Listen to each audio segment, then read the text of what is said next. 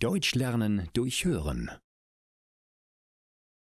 Ein Termin im Bürgeramt. Marco und Laura haben ihre neue Wohnung fertig renoviert. Der Umzug ist erledigt. Das Auto ist verkauft. Von dem Geld haben sie sich 2 Fahrräder gekauft. Jetzt brauchen sie eine Meldebestätigung. Ihre Ausweise müssen geändert werden. Es müssen noch einige Formulare ausgefüllt werden. Beim Bürgeramt müssen sie über das Internet einen Termin vereinbaren. Sie bekommen eine Nummer und eine Uhrzeit zugeteilt. Laura und Marco sitzen im Flur und warten. Endlich erscheint ihre Nummer auf dem Display über der Bürotür. Sie betreten das Zimmer.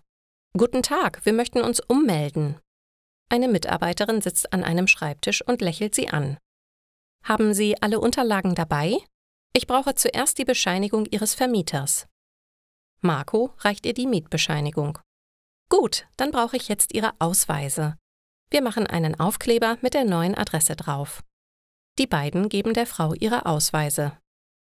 »Oh, ich sehe hier, dass einer der Ausweise abgelaufen ist. Sie bekommen einen neuen Ausweis. Dazu brauche ich ein Foto von Ihnen.« Sie schaut Laura an. »Haben Sie ein Foto mitgebracht?« Laura schüttelt den Kopf.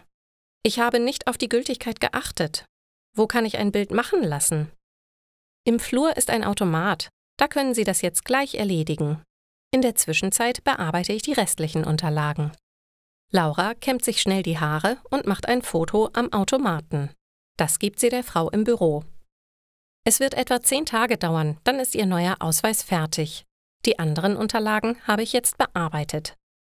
Sie können sie gleich mitnehmen, Sie müssen nur noch die Gebühren bezahlen.« Laura reicht der Frau ihre EC-Karte. »Marco, ich zahle das. Ich schulde dir noch Geld. Du weißt schon, der Abschleppdienst vor ein paar Wochen.« Beide lachen und die Mitarbeiterin vom Bürgeramt lacht mit.